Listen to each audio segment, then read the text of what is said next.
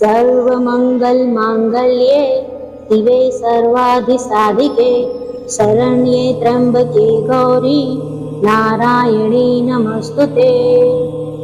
नमस्कार दोस्तों, एक बार फिर से स्वागत है आपका हमारे YouTube चैनल अद्भुत गाथा पर। दोस्तों, आज हम माता पार्वती की बहुत ही सुप्रसिद्ध शुभ फलदायी कथा का श्रवण करेंगे। यह कथा सुख, शांति तथा अमर सुहाग को प्रदान करने वाली कथा है। सावन के पावन बेला में भक्तगणों को इस कथा का श्रवण अवश्य करना चाहिए। माता पार्वती के महिमा से परिपूर्ण है। दोस्तों, अमर सुहाग और पुत्र प्राप्ति के लिए इस कथा का श्रवण करना अति आवश्यक माना जाता है। तो आइए सुनते हैं आज की इस पावन, पवित्र और शुभ फलदायी कथा को।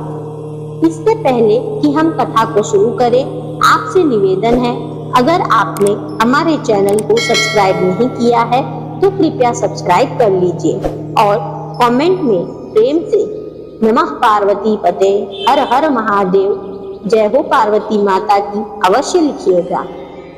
तो चलिए शुरू करते हैं आज की कथा। बहुत पुरानी बात है, एक गांव में रमा नाम की औरत अपने पति दामू के साथ खुशीपूर्वक जीवन व्यतीत कर रही थी। बहुत पूजा पाठ करने के बाद उन्हें एक पुत्री की प्राप्ति होती है। वे दोनों माता पार्वती और महादेव के अनन्य भक्त थे, तो उन्होंने अपनी पुत्री का नाम गौरी रख दिया। पुत्री अत्यंत सुंदर थी। कुछ समय तक दोनों बेटी का मिलकर खूब सेवा करते हैं, लेकिन समय को तो कुछ और ही मंजूर था। समय का चक्र देखिए, कुछ दिनों बाद दामू की मृत्यु हो जाती है। अब बेचारी रमा अकेली हो जाती है। अपनी बेटी का पालन पोषण करना उसके लिए बहुत ही मुश्किल हो जाता है। वह दूसरों के घर बर्तन धोकर, झाड़ू पोछा करके अपनी बेटी का पेट पालती है। उसको पढ़ा लिखा कर बड़ा करने की कोशिश करती है। इसी प्रकार से वह अलग अलग घरों में बर्तन धोया करती और झाड़ू पोछा करती, ताकि उनके जीवन यापन का कुछ साधन जुटा सके। अब इसी तरीके से समय बीतता गया। समय बीतने के साथ साथ बेटी गौरी बड़ी होती गई। अब वह विवाह के योग्य हो गई थी। रमा को उसके विवाह करने का बहुत ही चिंता था। उसके अंदर एक बेचैनी आ जाती है कि वह तो इतनी गरीब है, अपनी पुत्री का विवाह कैसे करेगी, किस घर में करेगी। वैसे तो रमा चाहती थी कि उसकी पुत्री सदैव सुखी रहे और सुखपूर्वक अपना जीवन व्यतीत करे, किंतु उसके मन में यह चिंता हमेशा रहती कि आखिर इतनी गरीबी में वह अपनी पुत्री का विवाह कैसे करेगी। दोनों माँ बेटी भगवान शिव जी की परम भक्त थे। शिव जी की रोज पूजा पाठ किया करते थे। रमा ने अपनी बेटी को पढ़ा लिखा कर योग्य बना दिया था। वह बहुत ही सुशील, संस्कारी और चरित्रवान थी। एक दिन रमा सेठ जी के घर से अपना काम करके वापस आ रही थी। तभी रास्ते में उसने देखा कि दो लड़कियां आपस में बात कर रही थी। रमा उन दोनों की बातों को सुनने लगी। वो दोनों लड़कियां आपस में बात कर रही थी। तभी एक ने कहा, देखो बहन, कल से सावन शुरू होने वाला है और कल ही मंगला गौरी का व्रत है। मैं मंगला गौरी का व्रत करूंगी। अब उसकी बातें सुनकर दूसरी लड़की ने कहा, बहन, यह मंगला गौरी क्या होता है? इससे किस पुण्य की प्राप्ति होती है? तब उसे पहले लड़की ने कहा, बहन, तुम्हें नहीं पता, मंगला गौरी व्रत करने से हर कन्या को उसके पसंद का वर मिलता है। यदि किसी लड़की के भाग्य में मांगलिक दोष हो तो वह भी मिट जाता है। उसका पति लंबी उम्र को प्राप्त होता है। वह महिला या लड़की अखंड सौभाग्यवती होती है। यह व्रत करने से असीम पुण्य की प्राप्ति होती है। इस व्रत को करने से पति पर आई हुई सभी मुसीबतें टल जाती हैं। उसकी बातें सुनकर दूसरी लड़की ने कहा, बहन, ये तो बहुत ही अच्छी बात है। मैं भी कल से मंगला गौरी का व्रत शुरू कर दूंगी और मैं भी असीम पुण्य की प्राप्ति करूंगी, माता पार्वती की कृपा प्राप्त करूंगी। अब यह बात सुनकर रमा अपने घर आती है और मन ही मन बहुत खुश होती है। उसके मन में एक आशा की उम्मीद जागती है। वो अपनी बेटी गौरी से कहती है, बेटी, मैंने एक उपाय खोज निकाला है जिसे करने से तुम्हारा मनपसंद योग्य वर तुम्हें मिल जाएगा और हाँ, तुम्हारा जीवन भी सुखमय हो जाएगा। तुम अखंड सौभाग्यवती रहोगी। माँ की यह बात सुनने के बाद गौरी माँ से कहती है, माँ वह क्या है, मुझे अतिशीघ्र बताओ। तब रमा ने कहा, बेटी कल से सावन शुरू हो रहा है और कल ही मंगला गौरी का व्रत है। मेरी इच्छा है कि तुम माता गौरी का व्रत करो।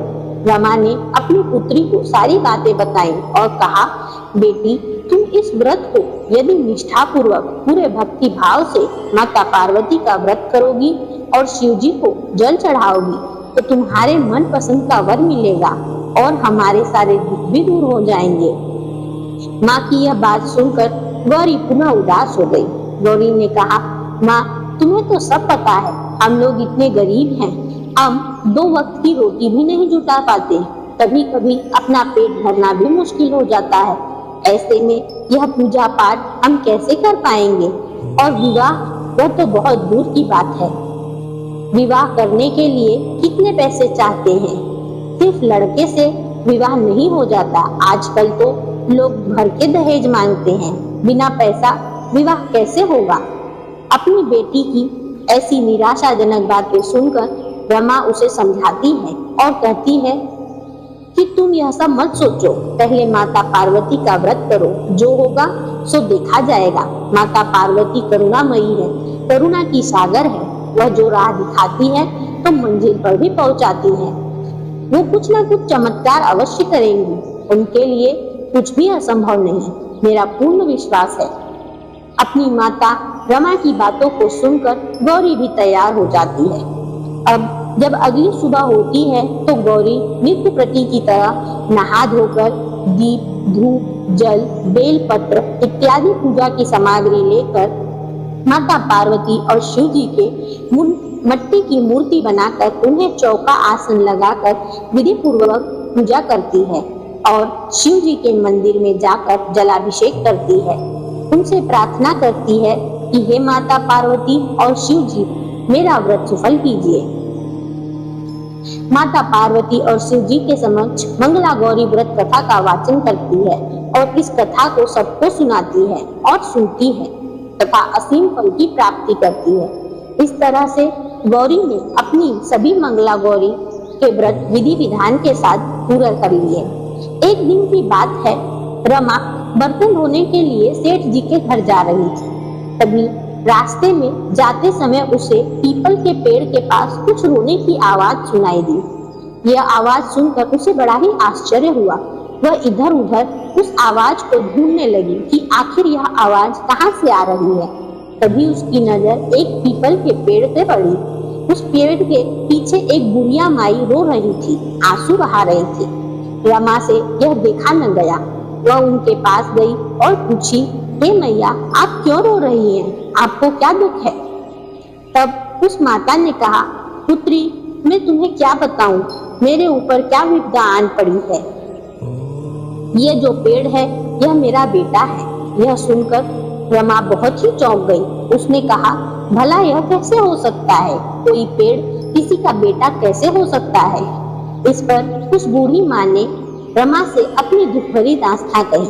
उसने कहा, दरअसल कुछ समय पहले की बात है, मेरा बेटा एक पेड़ पर चढ़कर लकड़ियां काट रहा था। घर में ईंधन नहीं था, इसीलिए वह पेड़ पर चढ़कर लकड़ियां काट रहा था।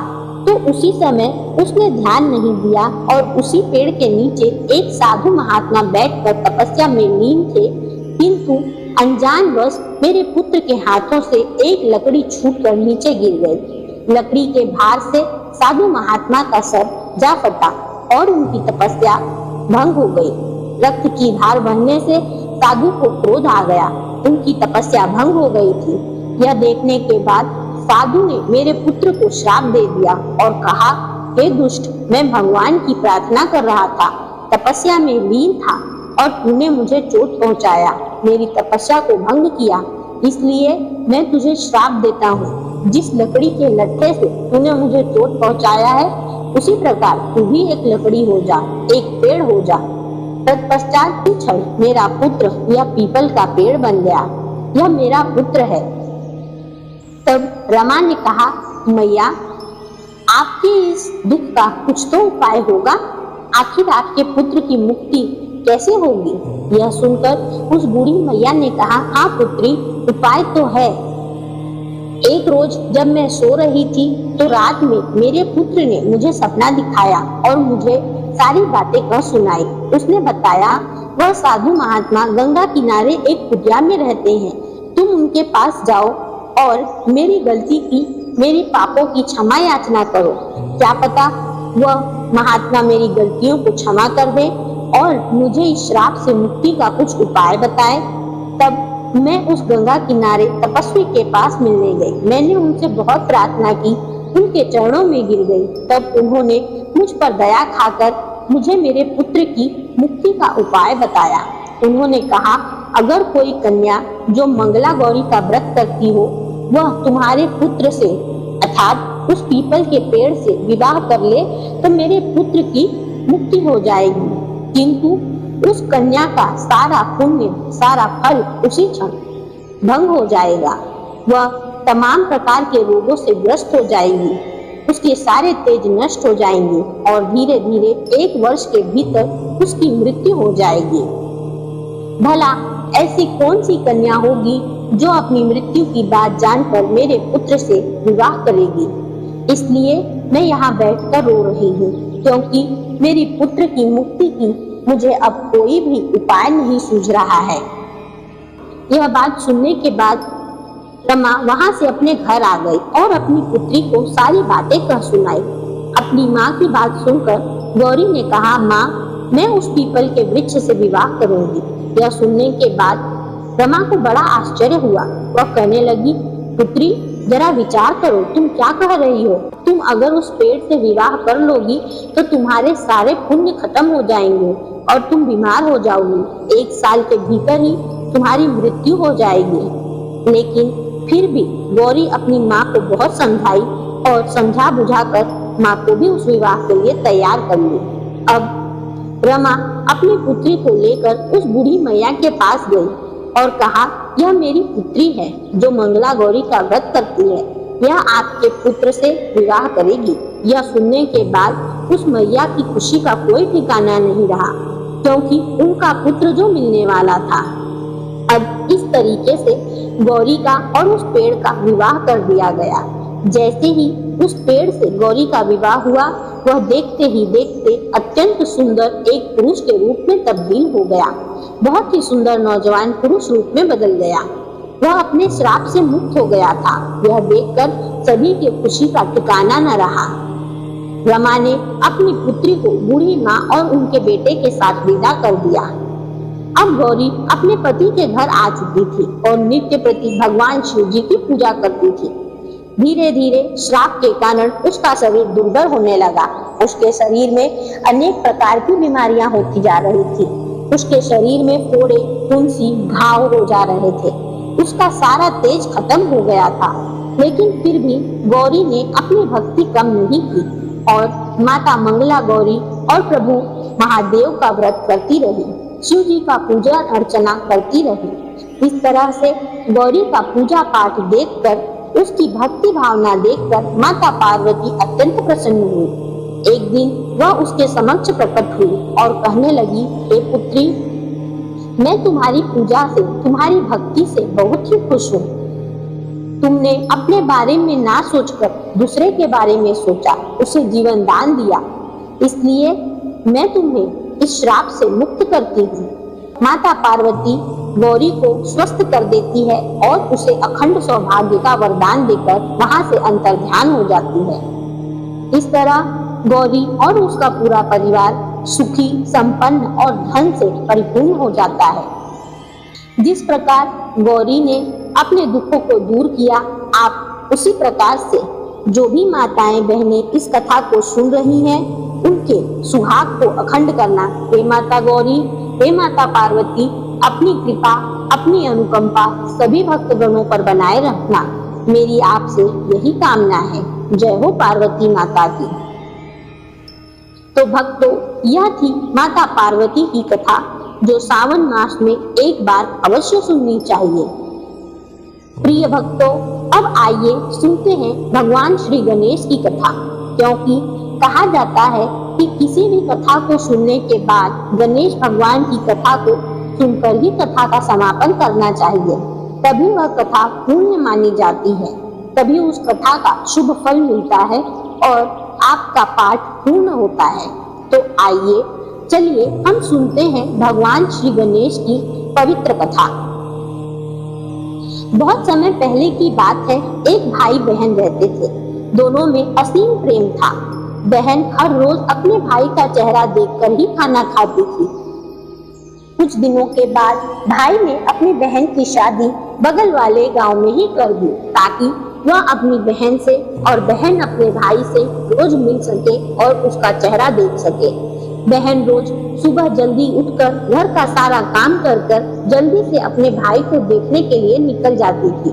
रास्ते में एक पीपल के पेड़ के नीचे गणेश जी की मूर्ति थी। वहाँ वह नित्य हाथ जोड़कर कहती, हे भगवान, मेरे जैसा अमर सुहाग और मेरे जैसा अमर पीहर सबको देना। दोस्तों, रास्ते में जाते हुए जंगल का कांटा उसके पैरों में चुभ जाता था।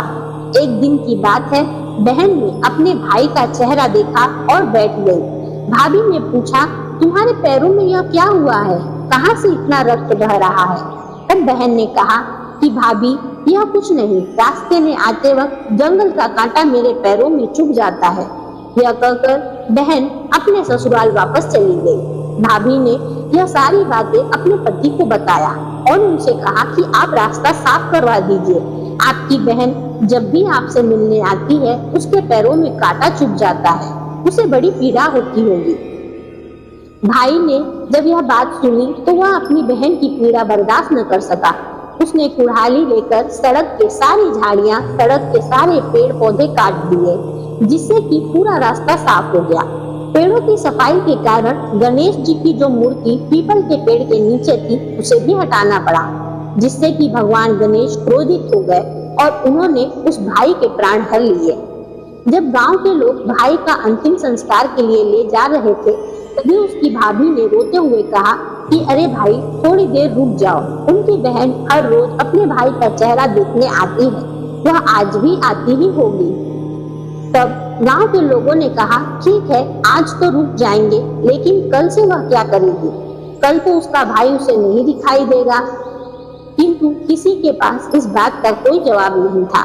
बहन रोज की तरह अपने घर का सारा काम जल्दी जल्दी खत्म कर अपने भाई के घर भाई का चेहरा देखने आ रही थी। जब वह रास्ते में पहुंची तो उसे सड़क देखकर बड़ा ही अचंभा हुआ। रास्ते में उसे कहीं पे भी कोई झाड़ियां, कोई पेड़ पौधे नहीं दिखाई दिए। थोड़ा और आगे गई तो उसे गणेश जी की प्रतिमा भी उस जगह पर नहीं दिखाई दी। यह देखकर वह जल्दी से भगवान गणेश की प्रतिमा को ढूंढने लगी। कुछ ही दूरी पर उसे गणेश जी की वह प्रतिमा दिखाई दे गई। उसने उस प्रतिमा को उठाकर पुनः उनके स्थान पर स्थापित कर दिया और हमेशा की तरह उनके आगे हाथ जोड़कर परम हृदय से वंदना की और कहा, भगवान, मेरे जैसा अमर सुहाग और मेरे जैसा अमर पीहर सबको देना। गणेश ने उनकी सारी बातें सुनी और सोचा कि अगर मैंने आज इसकी बातें नहीं सुनी, इसे वरदान नहीं दिया, तो इस संसार में मुझे कोई नहीं मानेगा, कोई मेरी पूजा नहीं करेगा। तभी भगवान गणेश वहाँ प्रकट हो जाते हैं और उस लड़की से कहते हैं, बेटी, 7 बेल पत्र कच्चे दूध में डुबाकर अपने भाई के शरीर पर छींटे मार देना। वह उठ खड़ा होगा, वह जीवित हो जाएगा। तुम्हारे भाई को मृत्यु हो चुकी है, किंतु तुम घबराओ मत, मैंने जैसा कहा है वैसा ही करना। यह कहकर भगवान गणेश वहाँ से अंतर्ध्यान हो गए। उसने सोचा कि जैसा भगवान ने कहा है मैं वैसा ही कहूंगी। वह 7 बेलपत्र लेकर भाई के घर पहुंची। घर जाकर उसने देखा तो भाई का मृत शरीर रखा हुआ था। उसकी भाभी जोर जोर से रो रही थी। जिस प्रकार से भगवान गणेश ने उसे बताया था, उसने वही किया। बेलपत्र को कच्चे दूध में डुबोकर उस पत्ते पर पड़े हुए दूध से अपने भाई के शरीर पर छींटे मारे तो भाई उठ खड़ा हुआ। यह देखकर वहां मौजूद सभी लोग आश्चर्यचकित हो गए। सभी ने उससे पूछा कि आखिर यह क्या विडंबना है, आखिर यह कैसे हुआ? तब उस बहन ने सबको सारी घटनाएं बताई। यह घटना सुनकर वहां पर उपस्थित सभी लोग भगवान गणेश की जय जयकार। तो भाई का मृत शरीर रखा हुआ था, उसकी भाभी जोर जोर से रो रही थी। जिस प्रकार से भगवान गणेश ने उसे बताया था उसने वही किया। बेलपत्र को कच्चे दूध में डुबोकर उस पत्ते पर पड़े हुए दूध से अपने भाई के शरीर पर छींटे मारे तो भाई उठ खड़ा हुआ। यह देखकर वहां मौजूद सभी लोग आश्चर्यचकित हो गए। सभी ने उससे पूछा कि आखिर यह क्या विडंबना है, आखिर यह कैसे हुआ। तब उस बहन ने सबको सारी घटनाएं बताई। यह घटना सुनकर वहां पर उपस्थित सभी लोग भगवान गणेश की जय जयकार करने लगे और सब कहने लगे जय हो भगवान गणेश, और कहा जय श्री गणेश, सबके मंगल करिए, सबका दरिद्रता को हरिए। तो दोस्तों, यह थी विघ्न विनाशक मंगल मूर्ति श्री गजानन महाराज की कथा। आशा करती हूँ आपको आज की दोनों कथाएं पसंद आई होगी और आपका मन भक्ति विभोर हुआ होगा। यदि कथा को कहते हुए मुझसे कोई भी त्रुटि हुई हो तो आप सभी से हाथ जोड़कर क्षमा याचना करती हूँ। यदि आपको आज की वीडियो पसंद आई है तो हमारी वीडियो को एक लाइक कीजिए और प्रेम से कमेंट में जय हो माता पार्वती की, जय गजानन महाराज, गणपति बप्पा मोरया अवश्य लिखिएगा। आज के लिए इतना ही, मिलते हैं अगली वीडियो में। तब तक के लिए नमस्कार।